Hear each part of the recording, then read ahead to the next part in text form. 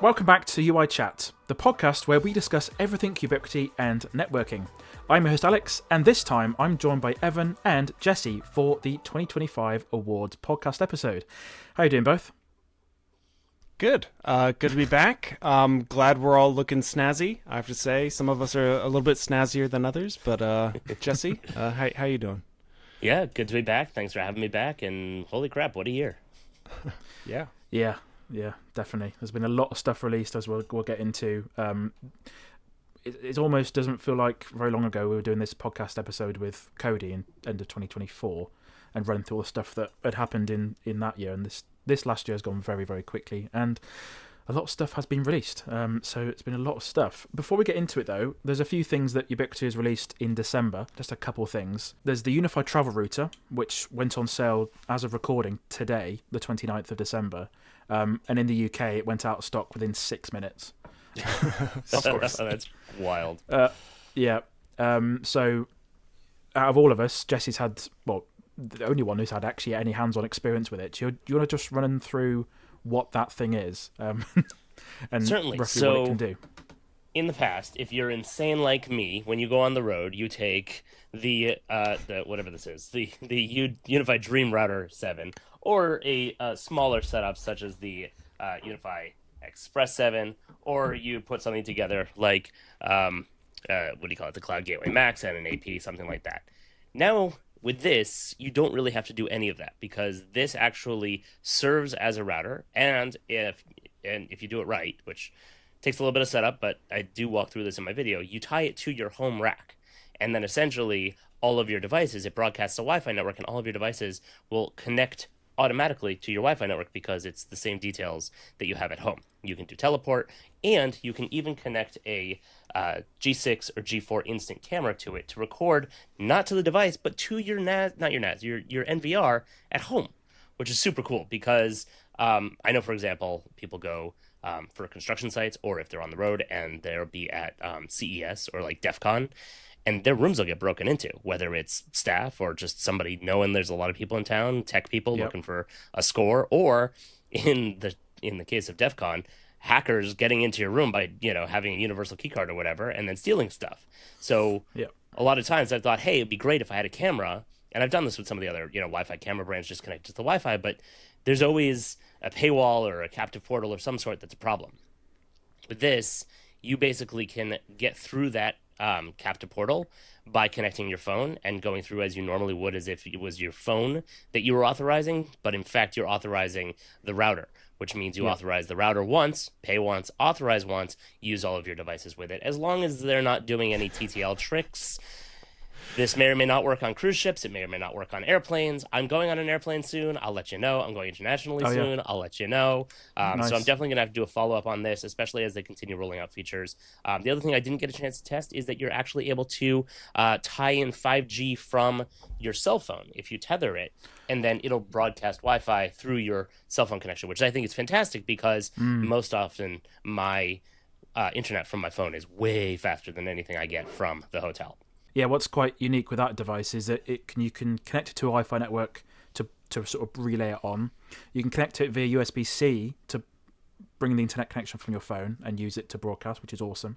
Or you can connect it via cable. So there's some hotels which have Ethernet in the rooms, so you can use it that way. And as you said, it all VPN connects back to your home network, so you can access different things. You're not going via their firewalls and all that sort of stuff. And the most amazing thing to me is the price. It's $79 in the US. It's crazy. It's awesome. Yep. The other thing that I realized that I should have tested, that it only occurred to me after the fact, is, and I have absolutely no idea if this is going to work or not, but if I had adopted already the 5G Max, is that what that thing's called? 5G and the new 5G AP, could I use the 5G connection on that to rebroadcast to the Wi-Fi of the router? It's like the human centipede of routers at that point. Yeah. Things are going to get a little funky on the road on this next trip, especially if I take my normal setup that I do with the UCG Max and an AP, and then it's like, all right, well, but I want the camera, but I want to be able to record it to home, so maybe I'll just bring the travel router so that I can use the camera and then record to home on that. And no, I'm digressing. I'm not going to be that crazy. I'm going on vacation, people. But yeah, I mean, that's a really cool device. It's really cool how many use cases there are for that. Like all the things you laid out. And I'm sure people will invent others. And yeah, such a small little nice device for if you're a road warrior. I'm sure $79 is well worth it. Somebody was asking me in the comments if it's MagSafe. I'm like, well, it's not on there, but if you get a magnetic ring, you could put it on your phone. And I mean, sure, that didn't occur to me, but and then it would need wireless charging. So then it's really just there we go. Well, you could put a tiny baby USB-C cable between the two, and you can power it off your phone. There you go. Or that'll all come with the 5G Ultra Enterprise XG version, coming down the road, and some optional accessories coming soon. Right. Gotta love the naming.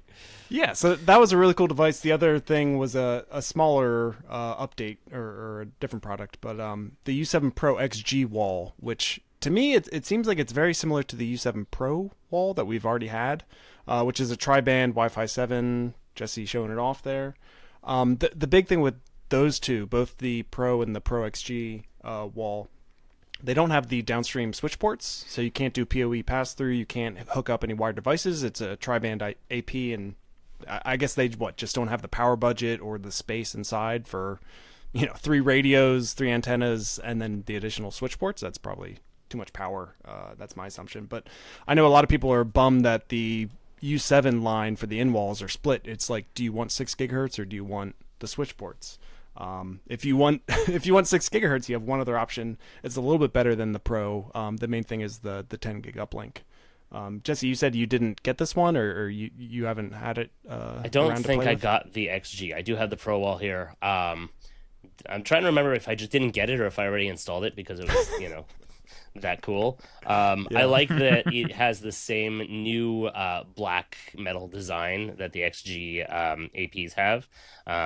I feel like if I didn't do a video on it, so I must not have gotten it. Well, Ubiquiti, I want it. Send it over. Well, yeah, and I'd assume with that newer design, like the same thing that they did with the E7 APs and I think the XG and XGS, where that's the better heat dissipation because of that metal backplate. So I bet that was a factor with the XG.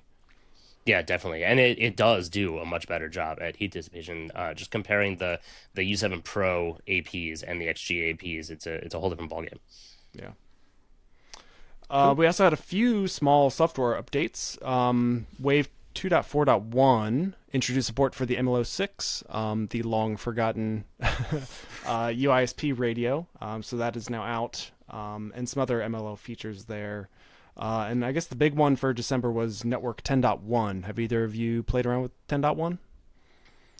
I have messed around with it a little bit, yeah. There's some nice it's like a very small few little features, isn't it? There's not much in terms of added benefits really, but they got, as you said in the show notes, you got the expanded official API, which adds a few more bits and pieces to that, which is quite good. But yeah, it's quite a small update really. Yeah, and in general, 10.0, and I mean the API is a large addition and it seems like a big focus, but now we have 10.0 and 10.1, and it seems like there's not as many features as we typically have expected over those big jumps. But right. I want to test the you have here the 10.1.67 EA. Sorry, I have kids. It has an enhanced shadow mode, so I want to test that. I'm actually planning on, when I get back from my trip, rebuilding my whole rack here and playing around with a lot of these things that I haven't touched in a while because I set it and forget it, because that's the beauty of Ubiquiti. So when that occurs, then I'll probably do a video with like a here's what this looks like kind of a thing. And then lastly, there was UniFi OS 5.0 releases for basically all of the consoles and other devices that Ubiquiti's got, and it's really just a few little tiny improvements with those releases. Hasn't really been sort of massive improvements. It's been quite sort of incremental improvements really in terms of what those updates have brought. So yeah, some small little software updates there for this month really. So before we move on, about the MLO devices. So the MLO6 was announced in October 2024. They then got announced, well, not announced, but it got brought to the store literally a few days ago. There's been one or two little things. The Wave MLO5 has been dropped in price from $499 to $399, and then the MLO6 is now $599. the MLO6 supports both 5 and 6 gigahertz. So I guess if you want one device that you could use on any frequency, just get the MLO6. There's also the fact that an internet connection is permanently required to use the 6 gigahertz radios on that device, because of obviously there's some things that are required for that in terms of licenses. Yeah, that makes sense. Yeah, and it's not available in the UK. It's only available in the US at the moment. So there we go. So yeah. Did you guys cover last month the entry? I don't think so. Well, it's here. I haven't installed it yet because I was too busy working on the 180 and then the travel router. But it's here. It's out. People got it. They're installing it. And that's the G6 entry, because we had the Doorbell Lite was available right away. The smaller one with the little camera on. It's just the doorbell button like normal. And then this is the update to that. Don't call it the doorbell. It's the G6 entry. Yeah. And then the G6 Pro entry, or Entry Pro, I always forget which direction that goes in, adds in the screen on the front. And so you can do similar to the other access devices with the screen where you can tap in or welcome the person with a picture, etc. Next for the episode, we've got the year in review. So we did this last year, and we're going to basically run through everything that Ubiquiti has released with hardware and software in 2025. And yeah, I'd say this year it probably felt, as we were going along the year, that it probably was a little bit quieter, possibly. But if you look at everything in a massive list, and I'll put this list in the show notes, there's a lot of stuff that's been released. Some big improvements to a lot of different sort of categories that Ubiquiti sells stuff in now. So yeah, and this list is long, and we kind of went through this exercise last year. I think it's more helpful to look at it as kind of like a summary, or like kind of focus on the flow of the year. Like in February, we got the 3 new gateways: the Express 7, Dream Router 7, Cloud Gateway Fiber. That was when the Wave MLO 5 was announced or re-announced or added to the store. It was finally available. Yeah. And then we had to wait till right now to get the MLO 6. We had so many access points, and I would say a big theme of the year was so many Protect cameras. That was probably the thing that blew me away looking at this list the most. Is like there's 10 plus different camera models or so. Tons of APs, tons of switches, but yeah, just a lot of stuff. And I think probably the most exciting stuff was the brand new categories, like the NAS that we got in September. Some accessories that we weren't expecting, like the Ethernet adapter. The SFP Wizard was a pretty cool little thing. The travel router that we just mentioned. So there's a lot of unique stuff, and then just a glut of switches, routers, access points, and cameras all throughout the year. Don't forget about Superlink. Of course, yes. We'll be talking about that soon in our first awards category. Not to spoil anything, but yeah. I mean, I don't know if there's anything you guys want to touch on specifically. It is really interesting to read through the list of stuff, and it is kind of nonstop when you're in it. But when you look back at the year, it's like they really delivered a lot, and I think they focused on a lot of really good stuff. No, I was just going to say, as a creator, you talk about being in it. With every single one of these comes out, you can feel the gaps, because it's like, oh, I don't have to, make sure to get this done in time for the launch this week. And then 3 new things show up, and it's like, oh, crap. And then it's off to the races, or back to the races. And then it's just one thing after another. And then there'll be like a deep breath, and then it'll be like, all right, we're switching categories. Now we're doing all the rest of the other ones. Everything else in the G6, camera lineup is going to be in the next 8 weeks. And it's like, all right, let's go. Let's do it. It does make testing a little difficult sometimes, because it's like, all right, not enough time to focus necessarily on all of them. And that's where I saw some of the other creators this year were also putting together like 6-month reaction videos, or not reaction videos, but 6-month updates. Like I've used this for 6 months, is it really worth it? That kind of a thing. And I think that was a result of, because there was just so many of these. I never managed to do the G6 PTZ video, for example. It fell by the wayside. The AI horn also, same thing. I have them, I tested them, I love them, but it didn't make it. So I may still throw those into a future video and talk about those. But yeah, it was just one thing after another. And it was nice that they did it in waves, where it was like, all right, we're doing access points now, and then we're doing cameras and whatnot. But it was relentless at times, especially more towards the end of the year here. So they really cooked. Yeah. No, I think generally this year has been quite good for a load of new cameras. As Evan said a minute ago, that so many new cameras, that they've increased the the premium feel of their camera models as well, especially the G6 Pro Bullet feels such a nice quality camera, and it's nice to see them move past sort of the, I'd say, sort of entry level stuff with the G5 line, comparatively to what you get with the G6 Pro stuff. It's nice to see them go more high end, and as you said, like more categories. So we've got the UNAD stuff and the Superlink. It's nice to see, as much as people whinge about it, it's nice to see Ubiquiti dive into other areas that they can sort of flex their muscles a little bit and offer something quite unique and well priced. It's definitely definitely interesting to watch, and the UPS stuff as well, really cool. So yeah, been a and I think on the camera side, the interesting thing is once you got into the G6 lineup, it was mostly form factors. Like most of these things, the sensor was pretty much the same with a few exceptions. But that new G6 sensor that they were using, the 1/1.8, I think it was, is just a spectacular sensor. And okay, fine, it's not, the latest, greatest color, night vision, this and that of some of the other brands. You hear that argument all the time. The fact is, we use Ubiquiti, we love Ubiquiti, we're here because of Ubiquiti, or at least I am. I wouldn't be able to do this if they didn't send me all this stuff. But it was like, I have 6 or 7 of them up on the test rig right now, and the image on them is pretty much almost identical. But the form factors are so widely so that no matter which way you need to put this camera, there's a form factor for you. And that was, I think, the big departure from previous generations, where it was like, all right, well, here's these 5 different options and we'll give you some different mounts to make it work. This time we got, all the directions. And my personal favorite of the year was, I think, the 180 or the PTZ, but we'll get into that. Yeah. No, definitely the night vision capabilities of those new cameras is such a massive leap forward. I replaced a G4 Pro, the 4K one. Just the difference in that image at nighttime is just bonkers. So that's really, really promising to see. It's all well and good, I suppose, having all these fancy features with like the LED light rings and different things, but the fundamental point of a camera really is to have good quality image, and night vision especially is quite difficult. So that's a big thing. So really good. All right, should we cue the jazz music in the background, or? Yeah, you have it ready to go? No, we don't have anyone to introduce me or anything. Okay. Anyway, please put your hands together and welcome for the first time. What are we calling this? The Oscars? The UniFi Oscars, yeah. The UniFi Oscars. We obviously didn't prepare for this show very much. Right. The great, the wonderful, the most highly detailed man I know, Evan.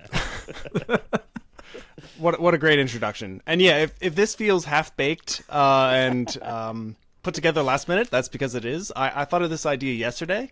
Just as I was putting that list together of all the software and hardware that we got this year, I just kind of got bored with that, and I thought maybe we should do an award show. So my idea for the name was the Enterprises.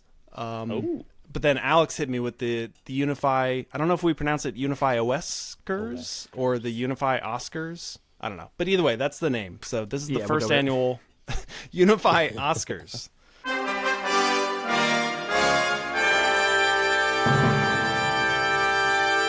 Good evening, networking nerds, and welcome to the very first UniFi Oscars. Tonight, we're here to celebrate excellence in networking. We'll be honoring the best and brightest across the UniFi ecosystem in 2025, from cameras that can see into a raccoon's soul at 2 a.m. to access points so powerful they'll cover your neighbor's house. We're starting where all great award shows start, with the categories that hurt a little. That's right, we're starting with fan favorite categories such as Best Delay, Worst Marketing Name, and Disappointment of the Year. Because let's be honest, if you've never refreshed the store page at midnight hoping something finally goes in stock, are you even a UniFi user? Now, some of you may be wondering, is it really fair to make fun of Ubiquiti during a fake award show for a podcast focused entirely on their products? To that I say, absolutely. Because no one loves UniFi more than the people who complain about it nonstop, while still running it in production. Later tonight, we'll move on to the serious stuff. We'll recognize the best camera, best wireless access point, and other hardware that carried our networks through drop packets, angry users, and that one IoT device that refused to join 5 gigahertz. Then, we'll end with the biggest honors of all, Innovation of the Year, Application of the Year, and Hardware of the Year. So sit back, relax, and remember, if anything goes wrong, just reboot, try again. Let's begin. Let's begin with, somewhat ironically, Best Delay. So we talked about it a little bit earlier, the MLO6, but there were a couple things that were announced ahead of time or announced as coming soon and kind of got stuck in coming soon or early access. So my nominees for this category are the E7 Audience, the U7 Pro Outdoor, the Wave MLO6, Superlink, I guess both the gateway and the sensors. And then on the software side, UISP 3.0. I think that was near a year. Wasn't that like 10 months or something between announcement and October, I think, yeah. Yeah. So it was 12 months. And right around 12 months was the LTU 2.4 to finally go GA. So what do you think, Jesse and Alex? What's your favorite delay of the year? It's got to be the Wave MLO6. I mean, that is just diabolical. It's like, what is it, 14 months, I think? So, yeah, I don't think anything's going to top that. Well, okay, that might have the length record. I feel like the downside of that is it's a little bit less important. You know, we talk about it often, but like less people care about UISP. A lot of people have probably never even heard of the MLO6. They're like, what is that thing? Jesse, you have a different opinion, huh? I do. I'm in a different camp. In the beginning, if I remember correctly, in the beginning of my Superlink video, I called Ubiquiti a incredible tease because they showed off this wonderful ecosystem and they said, here's the thing that makes it all tick, but you can't have everything else for a while. And we're still waiting on some of them, and I'm very excited for them. And I enjoy the ones that I already have, but give me the rest of it, please. Still not here. Still waiting. Well, yeah. So we got the gateway back in like March or whatever it was. Yeah. The actual sensor that it connects to. We got the glass break sensor. There's still most of those still are not released. Is that what you're saying? I thought they were mostly out by now. Is the glass break out? I have the Nope. the contact sensor. The contact sensor. I have the environmental sensor.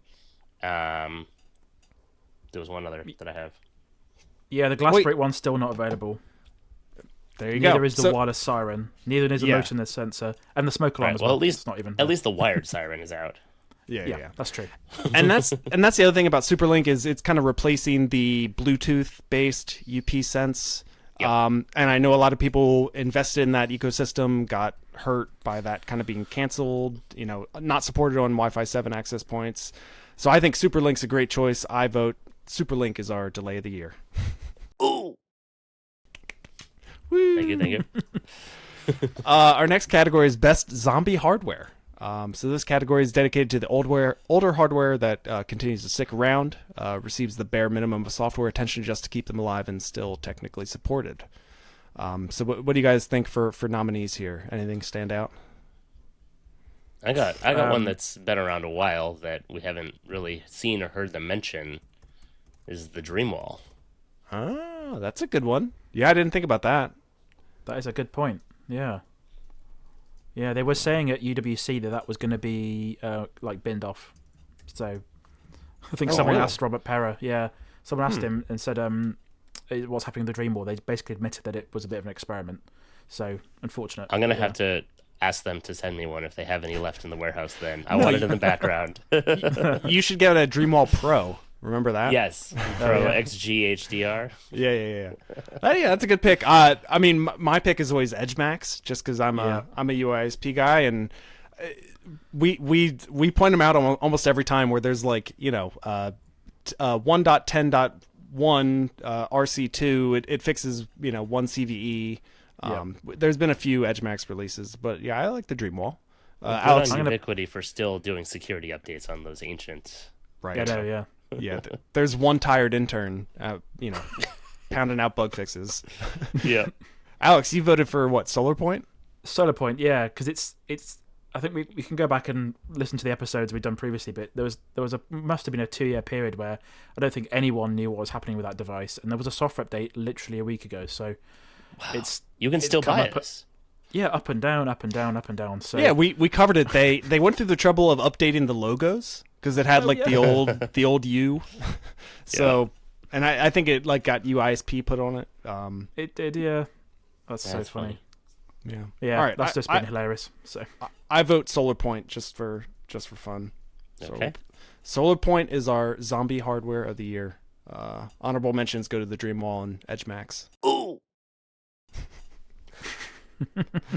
All right, and this next one is definitely silly. I just thought of Adjective of the Year. So, like we like to poke fun a lot, they kind of go overboard with Pro Max, XG. I think, Jesse, you just made it a joke about that. So this really is just like a gut check. Like, what do you feel, of all the products this year, all the software, all the features they pushed? Was it AI? Is it Ultra, Pro Max, 5G Max? Like, what stands out as your Adjective of the Year? I'm going with 5G Max because I remember when the iPhone 12 came out, there was all this buzz around 5G, 5G, 5G, and then now it's just like the UniFi 5G Max. So it's like, oh. That is good. Adjectives are funny. Yeah, I'm curious what the Max in there is for. Well, yeah, is there going to be a 5G Pro, a 5G Lite, 5G entry or Lite, 5G Air? I voted AI just because there's the AI key, AI port. I think the port maybe was last year, 2024 maybe, but I think the key was in January. All the AI cameras, all the AI features, top to bottom.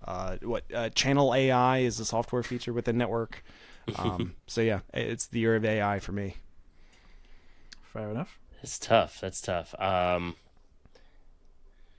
to think here. XG isn't a new one, is it? This has been around a little while, I think. Well, yeah, XG, HD, Pro, XG together, like they kind of toss them all. Yeah, they've all been like Pro / Pro HG. Yeah, I'll go with XG. Okay. Well, yeah, we can't decide. I'm gonna, since I'm the host and you're the host. The one wearing the bow tie. That's right. I'm gonna just vote for myself and say AI wins. That's fair. That's fair. I feel like it has to, honestly, given that just the year we've had with AI. Honorable mentions to 5G Max and XG though. Cool. Evan, you're gonna put the round of applauses in at the edit, right? Hopefully, for each of these. Hopefully, yep. Yeah. Anyway, next is. I don't know which of you edits it. Alex, I thankfully have nothing to do with that. I just show up with a bow tie and then I leave. Like a good Oscars award show host. There you go. Next is our Overkill product of the year. This is dedicated to products at the top of the product line, which deliver unique features, which, let's be honest, most of us do not need.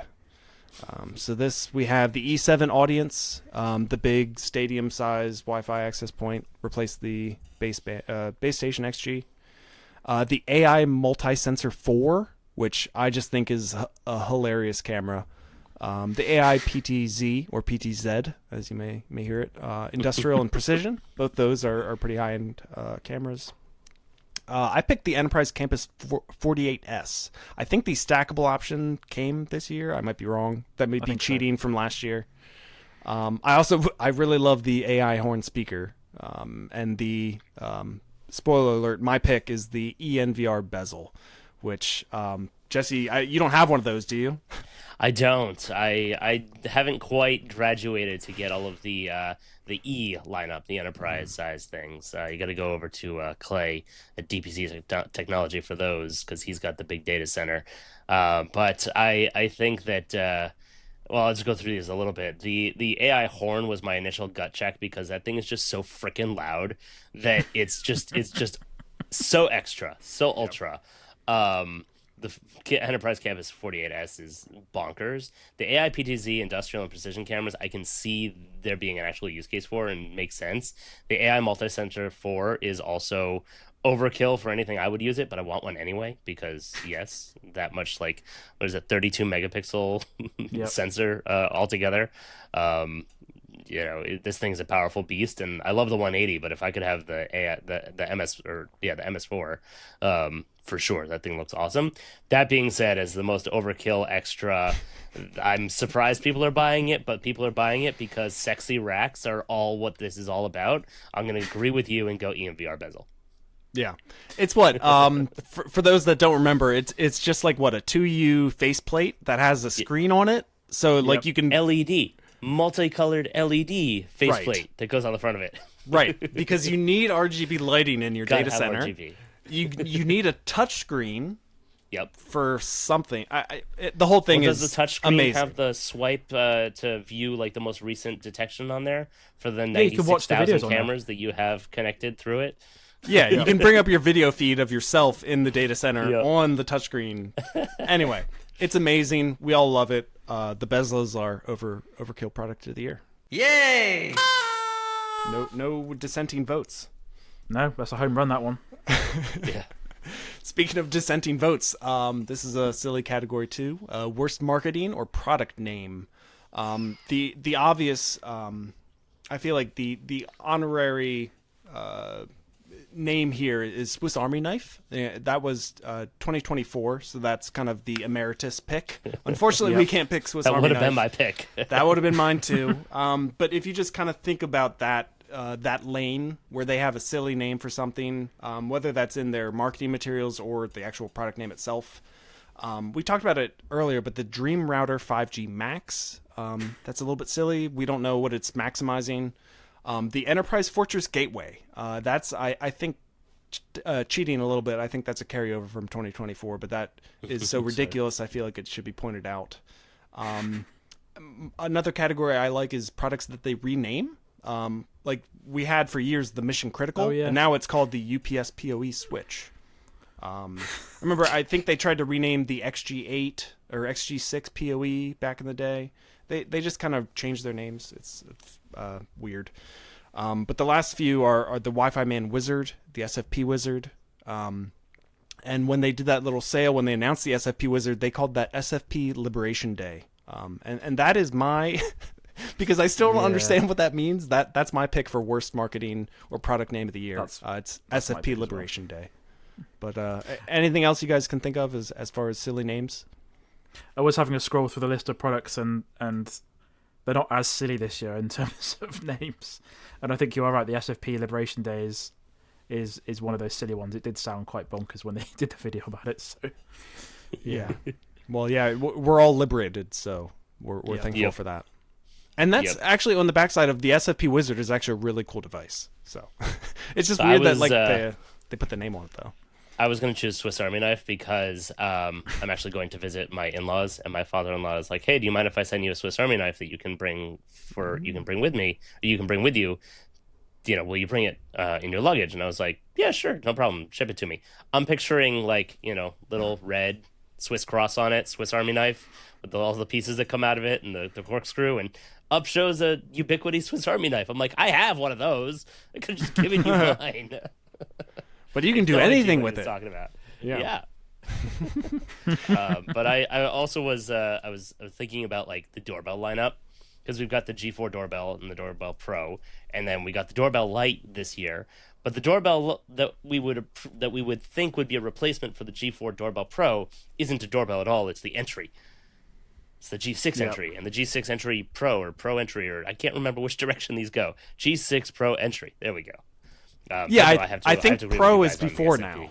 So like for all the cameras, it's like Pro Turret, not Turret Pro. But but the iPhone 17 is Pro Max, and right. Don't think about it too hard. Oh, my head hurts. Anyway, our winner is SFP Liberation Day. Swiss Army Knife, you get the honorable mention, and the emeritus pick there from last year. And then last, our last silly category is slightly more serious. It's the disappointment of the year. So it's dedicated to everything that didn't live up to the hype, products that didn't deliver on their features or promises, or just lackluster or slow software updates. So this could really be anything. I thought of a few things that I put in this list here. One we touched on earlier is the wall APs not having switch ports, especially the 6 gigahertz U7 options there. A lot of people that tested the enterprise campus switch, there's a lot of problems that came specifically with the 3.0 release, I believe. Just stability of the stack, MC lag, all the features that they tout on that top end switch. That's $4,000 for the top model there. It just wasn't stable, so that's kind of a disappointment. We talked about it earlier. Superlink delays. I noticed UniFi Express had a very slow software cadence. They were stuck on like 4.0 UniFi OS for a long time. A lot of people were disappointed with MLO just as a feature and kind of Wi-Fi 7 more broadly. Just not seeing improvements in their networks and kind of, not living up to the hype. And then lastly, the kind of ongoing problems we saw with APs, specifically related to like IoT devices or 2.4 gigahertz only devices. A lot of the early firmware releases for the U7 and E7 APs, almost every other comment was like an issue with a 2.4 gigahertz device. So that was months and months that we covered, and that was my pick for disappointment of the year. But what about you guys? I put down Superlink delays because they're just, as you said earlier, it was just that they announced all these things and they're very slow to release, and there's still some stuff missing, like the smoke alarm. So that was a bit disappointing. So yeah, I might have to agree with you. Was the Cloud Gateway Max this year, or was that last year? Max was last year. The Fiber was this year. Fiber's a beast. I wish both of them had a built-in AP because I just like shoving APs and everything. I think also the 5G, like the 5G cellular stuff, I wanted more in that area. Like the Dream Router 5G Max is my ultimate take it on the road, power everything anywhere device, and it's not out yet. So I'm very much looking forward to testing the hell out of that because I do travel a lot. But I think given what I said earlier in the show with Superlink and how I have so much of it and it's a tease and I want the rest of it, so I'm going to agree with you as a delay of the year or whatnot. Yeah. All right. Fair enough. Superlink delays is our disappointment of the year. I'm about to get an email from Ubiquiti. What are you talking about? Yeah. You love the Superlink. We gave you all of this it. stuff. We gave you all the amazing Superlink things, and yes, I want more. It was specifically the delays. To your point, it is a good product. The sensors you have work well. Like you don't have complaints about the product. It was just the rollout, right? Right. Okay. Right. So it's a tease. I want the rest of it. We're back on Ubiquiti's good side. It's a good product. We just wish it came quicker. Yes. Speaking of good products, we're on to the best hardware. First category up is camera. So as we mentioned previously, there's like a dozen or so. We don't need to read them all out, but of all the G6 cameras and a few AI models, Jesse, is there anything that stands out as your pick for camera of the year? So hard. I need like a subcategory camera of the year because the G6 Instant was phenomenal, incredible. I use a lot of G4 Instants, and just putting the micro SD card in here, as well as there you go, as well as the higher quality sensor. It's just a beast of a camera. I love it. It's so easy to deploy. I do travel with them now, especially with the Travel Router. I've been crazy excited about the G6 180. That just solved a massive problem for me. If you watch my video of living on the corner of a very busy street, I now can see full 180 across there, and that's a phenomenal camera. And I actually missed a piece in my review there. There's a adjustment hinge on the angle. So I put the wedge mount in so that I could see down further, but then it was too far down. There's a screw on the side where you can actually adjust on the camera itself. So I got to go and do an update on that. That being said, as far as like best camera goes, I think it's also most improved from the previous generation. I got to say the G6 PTZ, the tracking on that fixed everything that was wrong with the previous generation to the point where it's almost cinematic as it follows the person across the frame. Wow. I was blown away by that. And I'm ashamed that I didn't do a video because I had such a good experience with it. I wanted to share that with people, and I should probably do something like that. So I think I'm going to go G6 PTZ.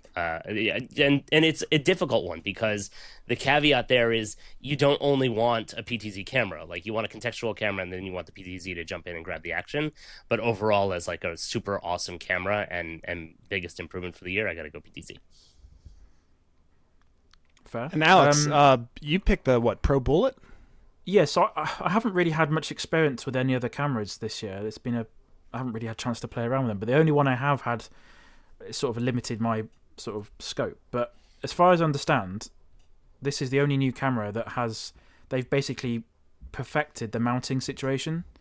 So with the older cameras and the G6 Bullet, you'd have to tighten one thing and tighten something else, and it all moves around. Whereas with the mounting for the Pro Bullet, you can use an Allen key, torque screw, to actually mount it in place, and it worked so well, and you can get it in such a good position. I thought that was a really positive change for the mounting side of things, especially when you're up a ladder. It's a bit precarious, but also just the image quality. It is genuinely quite impressive, as I mentioned a little bit earlier. And as Jesse said, they've got the same sensor in all the other cameras, so to that end, it's probably the same on the other ones too. But the main thing that stuck out to me was the mounting procedure for that camera is just really, really good. Yeah, I went with the G6 180, like Jesse mentioned in his video, which I watched and was great. I just thought it was such a cool way to solve a problem. Like getting, the G6 Instant is 4K and improved over the G4. The bullet, the dome, like PTZ, PTZ.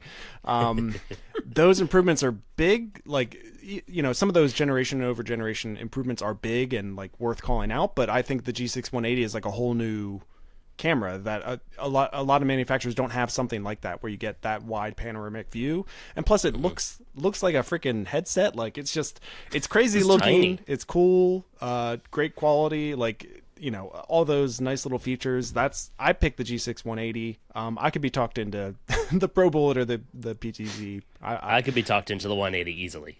Okay, Jesse, you're our tiebreaker. What do you say? I'll go 180. Okay. Given that I did a 30-minute video on this, and that was like cutting down of 2 hours of filming. So. Oh, geez. Wow. Okay, and the PTZ and the Pro Bullet will be our honorable mentions. Yeah. Cool. I feel like we have to give Alex the win the next time, though. Right, yeah. You can't always win the tiebreakers. And yeah, speaking of categories, I did break this out because I didn't know how to break all this stuff down. But the doorbell and access hardware, I kind of shoved together. So that at least got doorbells out of the camera category. Yeah. And not that these are really cross-compared, but we got the doorbell Lite, the G6 entry, and the G6 Pro entry. We also got all the G3 readers, the G3 Reader, Reader Pro, and Reader Flex, and then we got the retrofit kit and the hub and readers. So of all those things, what stands out as the best doorbell or access hardware? I mean, the doorbell Lite's the only real doorbell. That's true. What's a doorbell? What's a computer? Right. Yeah. Joke acknowledged. I picked the G6 entry just because people have been waiting for the G4 doorbell and doorbell Pro to be replaced for so long, and we finally got like a proper replacement in the way that it has the package camera and the screen and all the stuff you'd expect. The doorbell Lite's a great lower end option, but to me the G6 entry is the real replacement for that people have been waiting for. So that was my pick, but I don't know this hardware very well, so I'll defer to you guys. I thought just based on the price point, I know it's lacking that package camera, isn't it? Yeah. The doorbell Lite for me is just literally on price point alone. That's such a really good option, because I'd imagine a lot of people when they're looking at UniFi systems, the price is sometimes the kicker. So that for me is one of the highlights for me. So plus it was for sale immediately, which that's handy. Yes. In my experience, also the camera, I guess length, the top to bottom field of view on the doorbell Lite was sufficient that for most, like it did cover within up to like a foot of the bottom, like looking downward up against the door, almost a foot out. Beyond that, it was covering everything, but it could see up until a foot in front of it. And I think that unless, obviously some packages, depending on how and when they get delivered, if they're placed up against your door, you're not going to see them, but you will see pretty much a lot more of the area there because it's horizontal as opposed to vertical, which the G4 doorbell is, and that carries over, as I understand it, in the G6 entry. I haven't had a chance, like I mentioned before, to put the G6 entry up and start testing it, so I can't tell you in my environment how it compares, but I understand it has a very similar field of view with a I think it's a higher quality sensor in it. I would have to go on the G6 Pro entry though. I'm not even sure the G6 Pro entry versus the G3 Reader Pro, they feel very similar. I think they we almost are. don't need the Yeah. G3 Reader Pro anymore now that you've got the G6 Pro entry. So maybe next year we won't get a G4 Reader Pro and it'll just be the Pro entry. The only downside to the entry, standard, and Pro is that we have lost the ability to power it on low voltage wiring. And for me personally, that's an issue because where my doorbell is, it's all I got, and it's a stone wall, and I don't really have any way, even with the retrofit gear, to swap that out. So, but that being said, I still think that the Pro entry is going to be the best one. That being said, we don't have it yet. Yeah, I was gonna say I like your argument, but it is disqualified because it is not released. It's in the list, and Alex was due for a tiebreaker, so we're gonna go with Doorbell Lite. That's our best doorbell access hardware, and you can actually buy it. $100. That camera is awesome. Yeah. $99. I love it. And the last in the Protect area is kind of the best non-camera Protect hardware. So we do have a few options here. We have the AI key, which was released at the beginning of the year. All allow the AI port, which is kind of the simpler option. That was at the end of last year, so close enough. So we have the AI key and the AI port. We also have the AI horn speaker, the NVR Instant, which is the built-in switch, or the NVR with the built-in switch thing that was released. I think that was late summer. And then we also have Superlink, because we can't stop talking about Superlink and need to put it in every category. But it seems like we're all in agreement here. We all picked the same thing. Yeah, unanimous here. I almost went with Superlink because I love Superlink, but the AI horn speaker also fantastic. But the NVR Instant gets the category of the Costco cameras, and I hate those hard to use, annoying to install, unupdatable garbage systems that everybody buys for their homes and asks me to help them fix when they break, which always happens. So Ubiquiti, please get on the phone with Costco and get in the stores so that people can just buy the NVR Instant and not the Chinese whatever brand that half of them are banned anyway. Yeah, this device was one of the things that I think people have been asking for a very long time. Built-in PoE switch, built-in hard drive, built-in viewport as well. Viewport, amazing. So yeah, very good. Yes. Yep. No argument. The NVR Instant is our best non-camera Protect hardware. If that's not a specific enough category, I don't know what is. This one's a bit broader. So this could be UISP, but for the most part, let's be honest, it's UniFi that we're talking about here. The best wired networking hardware. So if you cast your mind back to, I think it was January or February, we got the Express 7, Dream Router 7, and the Cloud Gateway Fiber. I think that was maybe March. We also got the Flex 2.5G switches, the Pro HD 24, which I think the whole point of the Pro HD was they had a high density of 2.5 gig interfaces, more so than the Pro or Pro Max. It got very confusing. We also got the WAN switches. We got 4 different models of the XG switches. So we had the 8, the 10, the 24, and the 48. I think the 8 and the 10s were the weird ones that were not full rack width, I believe, right? That's the main thing I remember about those. The desktop ones, yeah. Yeah. And then we also got the device bridge switch, I think just last month. Does that count under wired? I could be argued either way. Maybe it's nominated in both categories. Right.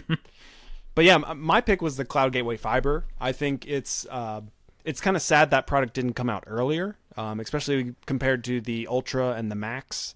All three are pretty good devices in their own way, but the Cloud Gateway Fiber just has so much more CPU grunt, which yes, it has the power, and then also obviously the SFP interfaces. So I think that's a great place to start if you're looking to build a small little home network or play around with UniFi. I think it's a great little all-in-one console. So that's what I point people to first, and that's my pick for best wired networking hardware. What about you guys?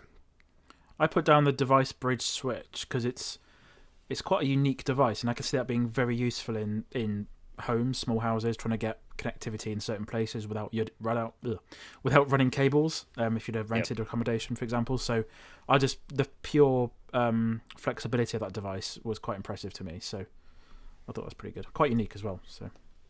Yeah, definitely. It was a great execution of it. I like the little screen on the front so you can tell, Yep. what it's doing and how good the signal strength is. And I think that's going to Oh be yeah. very popular, especially like you're saying in the renter units. Hmm. And if I was in that situation and not just putting holes all over everywhere in my house to test this stuff, I would be right Yep. along with you. Um, to your point, Evan, the Cloud Gateway Fiber has way more power and features than it has any right to have, and I mean for the price also is $279. It's got that's without storage, but also the SSD storage directly in there. That being said, I'm going to go on the higher end. I like the XG switches. I've been running the 8 on my desk here. I've got the 10 back here in the test rack, and I got the 24 down there in the production rack, and that can do everything. It's just awesome. It powers everything. It's extremely fast.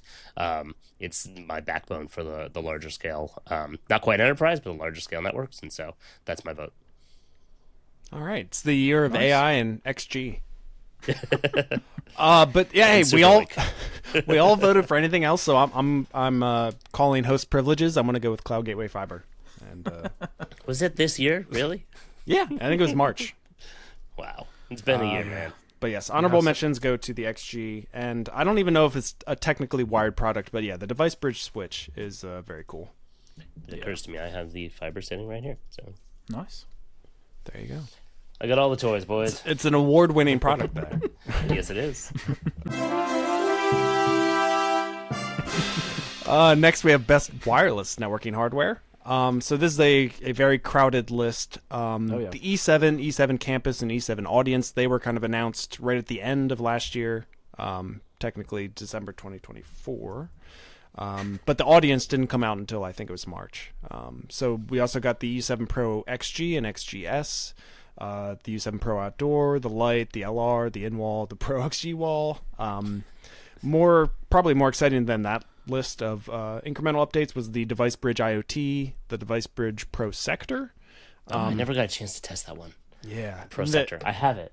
Yeah, and the actual Device Bridge and Device Bridge Pro, like the client devices, those were at the end of last year. But we got the Sector, which is like a point-to-multipoint setup for those, and the IoT version. We also got the Wave AP Gen 2, the Wave MLO 5 and 6, and the Travel Router. So what do you guys think for best wireless networking hardware? You guys have put XGS, down huh? the XGS, yeah. I put down the travel router, even though I haven't even played with it yet, just purely based on Jesse's video and how flexible that new device is, and just the price point. I think it's something I've actually went on the store today before it sold out and purchased it immediately because it's so cool. So, yeah. In those 8 minutes where it was actually in stock. Yep, managed to get in there. Well, yeah, Amazing. I mean, Jesse, like me, you voted for the XG or XGS. It's kind of the same thing to me. Why'd you think that? I think it's an incredible redesign of the access points and going to be likely the cornerstone of Ubiquiti's design going forward. And it's a much needed, and I think it was done extremely well. They're very powerful access points. They do get hot, like all these. Wi-Fi 7 is hot, but they do a good job of dissipating the heat, and they have all the features that I want. No, they don't have Bluetooth in them, as we talked about before, but that's why we're getting Superlink, I suppose. I think that especially looking at it against like the U7 Pro, there's such a stark difference of how much of a major redesign this is, and I look forward to it coming to the rest of the lineup, which we're already starting to see with the U7 Pro XG wall. I believe has a similar makeup in the back there. So I'm using it here in the studio, and that's my go-to for when I just want to put a powerful AP up that's not like a mesh or something specific to the specifically needed for the environment. Yeah, well said. And yeah, I think the coolest thing about the XG and XGS redesign was like they had that little video where they talked about like we learned some lessons while we were making the E7 and E7 Campus, and that new industrial design. Not only does it look nicer and it's flatter and thinner, but like it has real impacts as far as heat dissipation and all of that. So yeah, I agree. I think it is going to be the kind of foundation for a lot of access points going forward, and it was truly a next generation hardware design. So that was my pick, and 2v1. The U7 Pro XG and XGS are our wireless. Based on product of the year. over 50,000 views already on my travel router video, that's going to be a pretty popular product and climbing. So, Well, yes. We'll skip one here because no one cares about accessories, right? Although I do want to call out. I think we talked about it several times, but all the camera mounting options and the junction boxes and all that was my pick for accessory of the year. But whatever. Moving on to what we're here. To what we're here to talk about, the innovation of the year, which is I was going to stop you. I was going to say, Alex, the travel router I think belongs here. But the innovation of the year category is dedicated to new products, new categories, unique features, innovative new hardware and software that Ubiquiti delivered this year. So to me, my list was the device bridge products. We talked about them just a minute ago.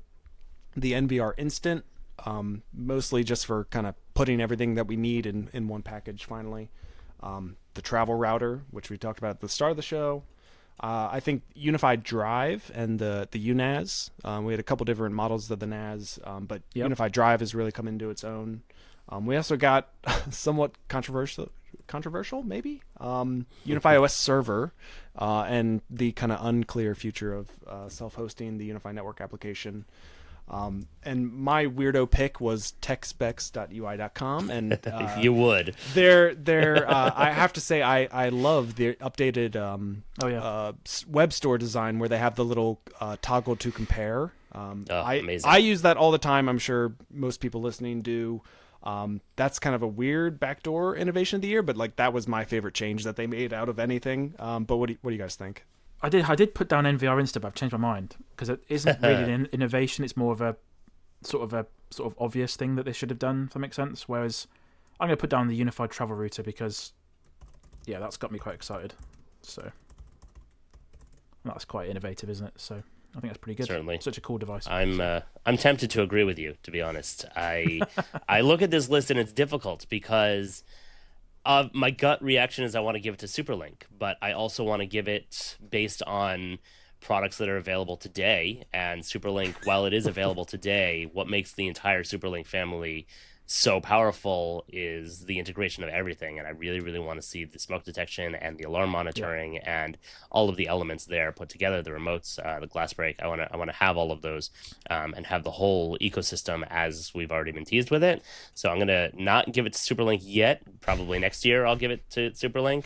The travel router, I do really agree with you that this is an incredible update, and the only thing I think it's missing is a 5G SIM card in it. I do wish that I could just have this be like the not the UTR, the UMR. Just wait for the travel router 5G Max. Right. Well, I want them to merge the UMR with this because this has an AP in it, which is great. But even the 4G would have been good in this because of Wi-Fi 5. But Wi-Fi 6 and a 5G would probably be great. They'd obviously have to make it a little bit thicker. But I will give the award based on the breakout product of the year for me that I have used the most, other than obviously Wi-Fi because I'm always on Wi-Fi. But the UNES, the network attached storage, and the drive, I absolutely love it. I have 29 terabytes of files used on there. Video Big editing flex. as a creator. Say again? Big flex. Yeah. Big flex. By the way, it was like only my Black 29 Friday, terabytes. Come on, man. My Black Friday purchase was going out and getting a few more drives before the prices went through the frickin' roof. So I have to do a video on migrating all of those terabytes from the UNAS to the new UNAS Pro to the new UNAS 8 or whatever. I don't remember. And I also have the UNAS 2 back over here, which I haven't reviewed either. But just having a tied-in Ubiquiti product that works in the ecosystem and is incredibly powerful for fast file storage. Like I'll be working on a video and my Mac, which is only 512 or a terabyte, will run out of space. And I'll be like, all right, no problem. And I'll just grab a bunch of files, throw them over on the NAS and get back to work. Like it's so easy. And sure, there's other products out there that do this, but this has the integration into the ecosystem that just makes it so simple to manage. And with new updates comes new features and it's great. I love it. Mm-hmm.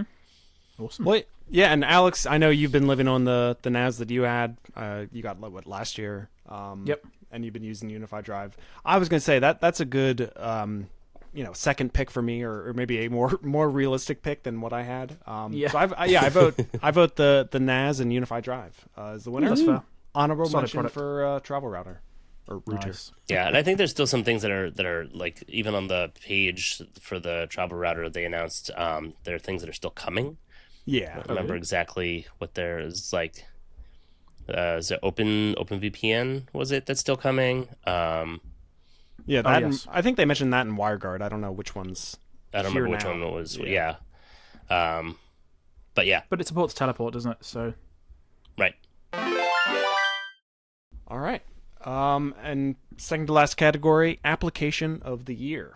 So this is really broad, just staring at the long list of software updates, and not necessarily trusting that a major version number is a big update.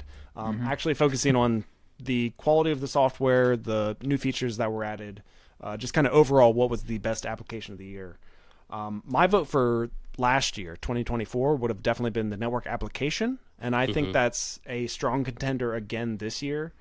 But I think more than network, which we did go from, I think 9.0 or 9.1 was January. So we had all those versions of 9, and then we saw right at the end of the year network 10. So there's a lot of big versions, a lot of features. We got object-oriented networking, zone-based firewall, like all that stuff was this year. Huge. But that's not my vote. My vote is UniFi Protect. What about you guys? I have Same. to agree. Yep. All right. Yep. Clean Protect was sweep. UniFi big Protect. big jumps this year. Yeah. I can't grew remember when up. face detection came out, but I think that was this year. I'm not sure, but it's gone leaps and bounds. The accuracy of how it detects things is really good. So Yeah. Even just face protection has gotten so much better since it was announced or since it was first released. Yeah. Yep. So yeah, I Nice. definitely feel like Protect got its legs and grew up and ran this year. Yep. Yeah. To put all of the different analogies together. Yeah, mix some metaphors up and there you go. And then, like the only other ones that really stood out were, like we mentioned, UniFi Drive. I think that's pretty strong. It's kind of mind blowing how many applications they have. The identity, play, connect, talk, relay, access. It's just like, but yeah, many of them stood out. I think Protect is by far the strongest. Alarm Manager, the merging of access and protect, like that whole area, I feel like they focused a lot on this year, and it's been all really good. Was that this year to allow all of the Doorbell and access cameras to be able to be streamed like regular cameras as part of Protect? Was that this year? Yeah, like because that was a game changer. It was amazing. Yep. In general, like also I was begging access and for it. protect came together a bit. Yeah. Yeah. Anyway, Love it. application of the year, UniFi Protect. And finally, for the hardware of the year, this is, if we just look at all the categories that we had, our pick for camera was the G6 Our pick for doorbell or access product was the Doorbell Lite. The non-camera Protect, we picked the MVR Instant. For wired networking, I picked the Cloud Gateway Fiber. For wireless, we picked the U7 Pro XG and XGS. And for accessory, we picked the camera mounts, I guess. Right. But yeah, of that list, I thought accessory was the junction boxes. or junction boxes. Yeah. Yeah, that's what So yeah, junction boxes definitely is the winner here. Of that list, is there anything that stood above and beyond in your eyes as far as hardware of the year? I think out of that list, I've picked the MVR Instant just because of how simple it makes an installation and how much of a sort of a one-stop shop that kind of device is. I think that's fantastic, really. So that's my pick out of those products, anyway. So Well, you put the travel router in, I guess. We can throw that in. Honorary mention. yeah, honorary mention. And Jesse, you picked the G6 I did. It was a difficult choice because I really, really like where they're going with the U7 Pro XG and XGS, as we talked about before.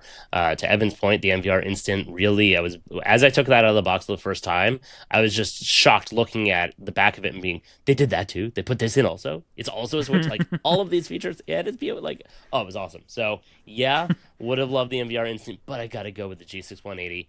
And I do. I love this camera. I have been begging for them to put out a camera like this for a long time. It is only 20 FPS, which does knock it a little bit, but in performance of the actual camera in day-to-day use, I haven't been annoyed with it or haven't really noticed that much. So yeah, new category, or not new category, but new form factor that they've never done before. And it's the clarity is fantastic. I love it. So yeah, definitely 180. Well, I picked a different thing. I picked the Cloud Gateway Fiber. So none of us agree. I think all three of them are worth consideration. I think they're all really, really good. If I had to pick a secondary pick, I would say the NVR Instant. So that's my vote. Do you guys agree, or would you feel strongly about one of the other three? This really matters, guys. This really matters. It's really important. Yeah. Our entire reputations are on the line here. Right. I think as a second, the NVR Instant was a all-around breakout like combo product that yeah, okay, I could be convinced. Nice. All right. Well, yeah, it's a three-way tie, but we're giving the tie because Alex, he deserves one more tiebreaker, I guess. We're giving it to the NVR Instant. So the NVR Instant is our hardware of the year.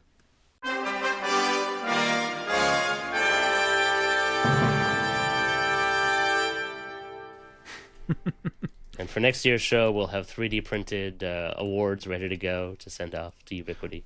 Well, yeah, what we should have done is we should have done like audience voting. We should have done like a Google form, so we could say, Nice. hey, we're completely wrong. Everyone said Superlink was product of the year. No, that's a very interesting approach to it. I was thinking like MKBHD does with his awards. He's got the fancy made up awards that they do, but that they're not working all with one manufacturer. He's sending it off to each of the individual companies that make those, Samsung and Apple and Xiaomi and whatnot. Right. We should get like a little kids bowling trophy or something, and like get it sketched saying like, congratulations, product of the year. Yeah. Well, I was thinking I'd pick up some old UniFi IPs off eBay and just write on a marker pen. Even better. There you go. There you go. Awesome. What do you need eBay for? I've got a box of them in the closet. Right. Well, that was fun. Yeah, thanks for playing along, guys. I can't believe I literally thought of this stupid idea yesterday, and it kind of came together. So, hey. Well, you're missing the final hook. You want to engage the community, folks? Put your votes in the comments down below. Let us know what your picks were for each category. Yes. Let us know. I do this regularly. Don't forget to like and subscribe. And, tell us how stupid we are in the comments. Yeah, thanks for watching and listening to the podcast throughout 2025. We'll definitely be back next year with more episodes to come. But yeah, you can find out more about the interface at theinterface.uk. Please subscribe to the UI Chat podcast on YouTube and on all the audio platforms. Where can people find you on the internet, Jesse? On YouTube, I'm tabGeeks. It's on my shirt, TABGEEKS. And on X is my other platform that I'm the most active, is just my name, Jesse Nolan. Sweet. What about you, Evan? EvanMcCann.net. Awesome. Nice. Yeah, as again, thank you so much for watching and listening to the podcast, and we'll see you again next time. See ya. Thanks, guys. Bye, all.